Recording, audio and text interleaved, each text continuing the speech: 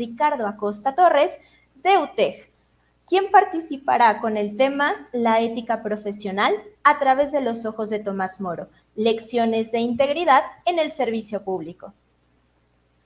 Lo primero que te voy a pedir que te imagines es que estás en una gran tormenta, una tormenta que se conlleva con un terremoto. Y esta tormenta y terremoto te hacen que todo quede desolado. Y de repente ves un gran abismo. En ese gran abismo ves un caballo de bronce y en el caballo de bronce ves a un ser humano ya muerto y lo ocultas y de repente ves que en la mano tiene un anillo de oro. Le quitas el anillo de oro y te lo pruebas. Y de repente te das cuenta que cuando giras el anillo de oro, te vuelves invisible. Esta historia, que es la historia del anillo de Giges, Platón la comenta en el segundo libro de la República, pero es un claro ejemplo de cómo de repente, ¿qué haríamos nosotros ante la certidumbre, o mejor dicho, incertidumbre, de que la gente no nos puede ver y que tenemos total impunidad para cometer cualquier acto? Si nos ven, haríamos esos actos como podría ser el acto de corrupción, como podría ser el acto de impunidad, o puede ser el robar o incluso matar. Es una pregunta que se lanza desde esta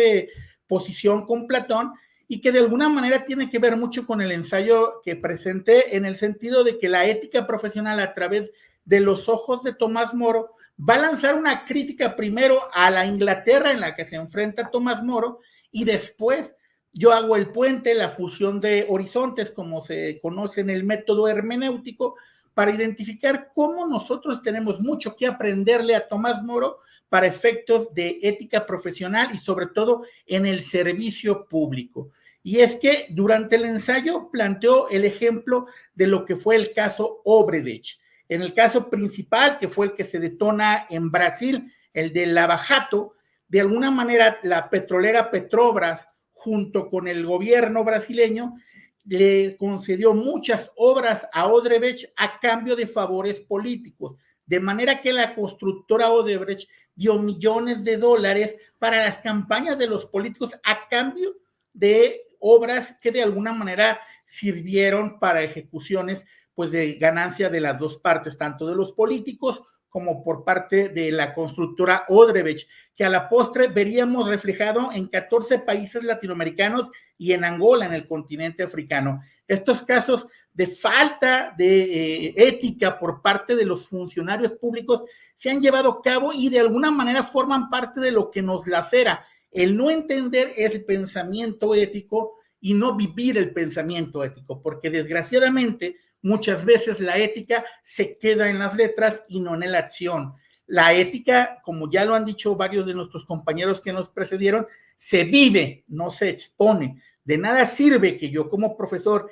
les hable de ética y les hable de los grandes pensadores éticos si dentro de mi integridad como docente no habita la ética. El alumno, el hijo o cualquier ciudadano va a ver en nosotros la congruencia entre la ética que nosotros decimos tener y la que tenemos. Y aquí en el caso mexicano hemos tenido muchos casos que han sido de corrupción. El caso de Odebrecht, que de alguna manera se vincula mucho con Pemex y el gobierno de Peña Nieto, lo que se conoció como la estafa maestra, donde se utilizaban fondos públicos para subvencionar universidades fantasma y empresas fantasma, el mismo caso de la Casa Blanca de Peña Nieto. Incluso podríamos decir que Guardería ABC forma parte de este tipo de situaciones en el sentido de la negligencia y corrupción que hubo en los estándares de seguridad que el Instituto Mexicano del Seguro Social no cumplió para averiguar que verdaderamente Guardería ABC no estaba en las condiciones de atender niños y luego pasar a la desgracia que pasó en el gobierno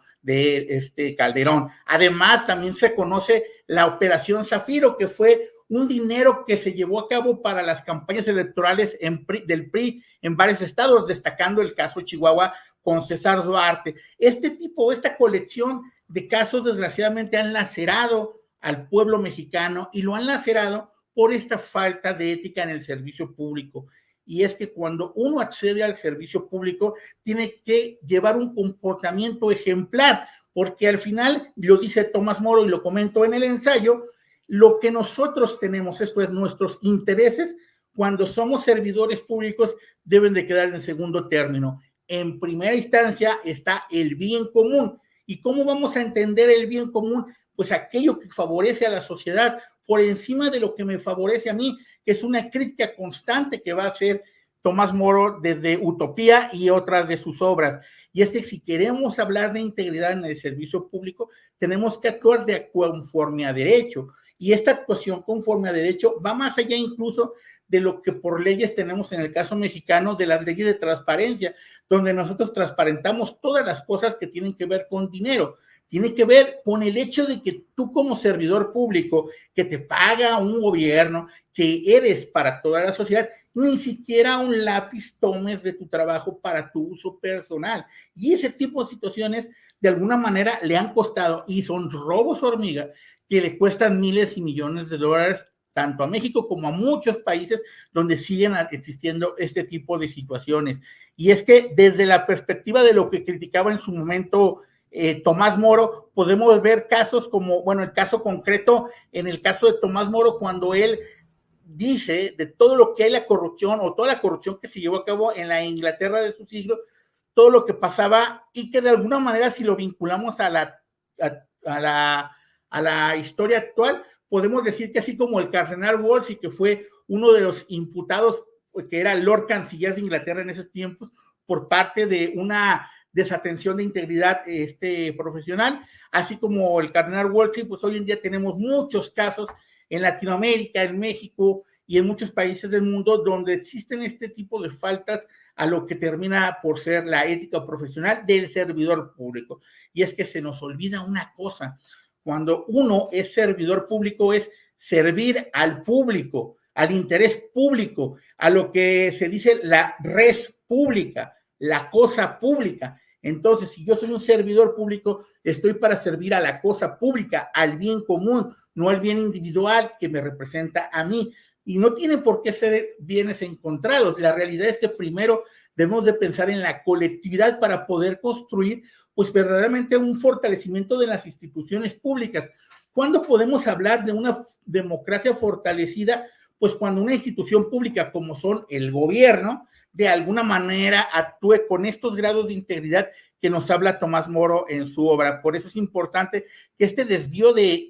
dinero público siempre sea vigilado y por eso haya asociaciones que de alguna manera estén al tanto de lo que pasa, como por ejemplo el caso mexicano, Mexicanos contra la Corrupción, que están observando mediante peticiones de transparencia y todas las acciones públicas que el dinero que se invierte en campañas sea dinero lícito. Esto es el dinero que vía el Instituto Nacional Electoral le llega a los partidos políticos y no el dinero del narco o el dinero de favores que después se van a pagar en el ejercicio de gobierno. Entonces es importantísimo que si queremos hablar de una construcción de ciudadanía, nosotros los ciudadanos que no trabajamos en el servicio público, también observemos, critiquemos y señalemos a aquellos servidores públicos que actúan fuera de esa probidad, como les comentaba el caso paradigmático en los últimos años, desde los últimos 10 años podríamos decir, como es el caso de Odebrecht. Pero aquí esta pregunta sería, ¿qué desafíos tenemos para el servicio público comparado con lo que en el siglo XVI tenía Tomás Moro? La realidad es que es luchar contra los vicios que son muy comunes en el caso del servicio público, como el nepotismo, donde yo meto a mis hermanos a trabajar sin tener las capacidades para hacerlo. También vicios como la corrupción o en su defecto el abuso de poder. Son vicios que se criticaban en la Inglaterra del siglo XVI y que hoy en la contemporaneidad del siglo XXI siguen existiendo porque los códigos éticos, más allá de lo que dice la letra, sino el accionar de la ciudadanía en general se aleja y pareciera que con la historia que inicié del anillo de Giges, que nos ponemos ese anillo de Giges, nos hacemos invisibles y actuamos desde una perspectiva no ética que no ayuda en nada a lo que sería la sociedad. Por eso, aquí donde de alguna manera las palabras de Svara las traigo a colación, donde dice que la ética no es estática, sino que se adapta a los desafíos y necesidades cambiantes de la sociedad. Hoy en día tenemos desafíos, ya lo comentaban anteriormente, como el de la inteligencia artificial, es un desafío propio de la academia, donde la ética tiene que intervenir, pero también tenemos desafíos en el fortalecimiento de nuestra democracia, en la construcción de nuestra ciudadanía y sobre todo en las formas de relacionarnos como seres humanos. Y de todo esto es importante que lo veamos, porque al final, si queremos ver aspectos de estar en un estado de bienestar, esto es que yo como ser humano esté bien, necesito actuar desde una perspectiva totalmente ética que ayude de alguna manera a la construcción precisamente de esto. Y por último, señalaría esta parte que de alguna manera, más que del pensamiento de Tomás Moro, es una frase que a mí me gusta mucho del pensamiento kantiano y que engloba un poco este ensayo que presenté, que es una frase que dice: dos cosas llenan mi ánimo de creciente admiración y respeto a medida que pienso y profundizo en ellas: el cielo estrellado sobre mí y la ley moral dentro de mí. Esto es, pues, una invitación a que la ley moral que hay dentro de nosotros siempre actúe y sepamos que ante todo primero hay que actuar por el bien de la colectividad, dejando de lado esa